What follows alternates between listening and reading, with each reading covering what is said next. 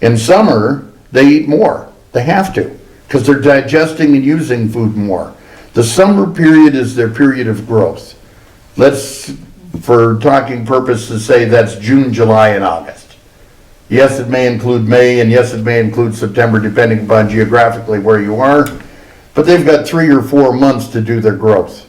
They take it real seriously. Wherever the best food supply is, whatever that is at the time, is what they're feeding on, and they're there to feed and grow.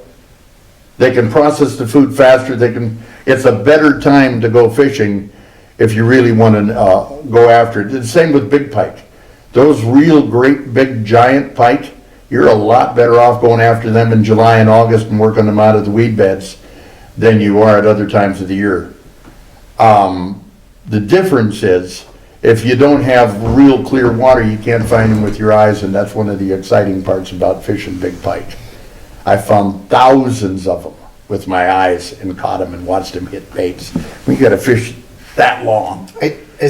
Are you talking in midsummer you're seeing that? Oh, sure. Depends upon how far north you go. Depends upon what kind of a lake it is. You don't have to go real far north to do that. I've never tried sight fishing in the summer. I sight fish them all the time. Sight fish walleyes. I have found zillions of walleyes with my eyes. But you don't run through the woods beating on a garbage can and expect to find deer sitting there. These guys come flying into a bay with their boat, slammed, throw an anchor over the side. They have no comprehension of how sound travels. Sound travels in air at a rate of 1,100 feet per second. It travels in water over 4,800 feet per second. It's almost 4.5 times faster. Water is a better conductor of sound. The guy goes boom on the bottom of his boat with his foot or drops his tackle box, and that sound reverberates through the water, and every fish around knows just exactly where it came from. They don't have flappers like we do, but they've got an inner ear system that works very well. They can see well, and they can smell well. But they have another ability we don't have, and most of the fishermen never think about it. They don't know. For example, they have taken walleyes, largemouth bass, and northern pike in the laboratory and severed their optic nerves so they were 100% blind, and studied them and found out they could feed just as well with no eyesight as they could with eyesight. They don't need to see it to eat. They have a different ability. Lateral line. Well, the lateral line system, it's a sensory nervous system. It starts at their tail, goes all the way up the side of the body. You can see the seams in some of the fish, like that silver salmon there. You can see that seam going right down the side of them. That's not sewn up on the inside. That's simply where his lateral line system goes. And then it goes and wraps around the head and the eyes and so forth.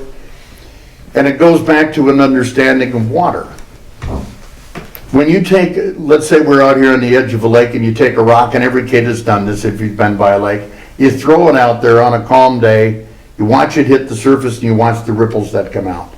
Now you see these ripples only on the surface because that's what you can see. But no matter how far you throw that rock out there, if you wait long enough, those ripples will come all the way to shore. And they'll go all the way across the lake. Because water is the only thing that God built that a molecule of water can slide by a molecule of water at almost the rate of zero friction. Secondly, you can't cut water. You can only move it. You can't compress water. If you've got a cubic foot of water here, I don't give a darn what you squeeze it with. You still got a cubic foot of water. That's just what it is. We think of water as soft. Fall out of an airplane from 200 feet one time and find out how soft it is. Right. You'll bounce on the surface. But we have all these silly misconceptions of things. That rock you threw out sent a little ripple on the surface. And all the way to the bottom, as it sank, it continued to send ripples out exactly like that one you seen on the surface, only now they're under the surface and they're going out like that. And every fish around can feel it. A little minnow goes to the shallows or through wherever he's at, and he moves water. And that displacement of him moving water can be picked up by the fish, and it signals things to them. Signals food to them. In the case of smallmouth bass, if I get on a school of smallmouth bass and I'm in moderate to deeper water, I'll hook that first fish, and when I know it's a smallmouth, I'll let him sit down there and fight for a while. Because those other fish can hear it with their lateral line system. They can feel it, they know its feeding movements, and they'll move in a lot of times. We just did it last year in the lake in Ontario where I had a sweepstakes guest with me, he about crapped his pants. Yeah. I said, I had the first fish on, I said, get your rod and reel ready. I said, when this fish comes up, there's probably gonna be some with. And I said, throw to that one, throw to that, boom, he had it. I said, okay, keep in the water. I landed mine, got it down, we were able to get 3 out of that bunch. Because of understanding of that sensory nervous system and how fish use it and what they learn from their environment by it. Well, Little bit.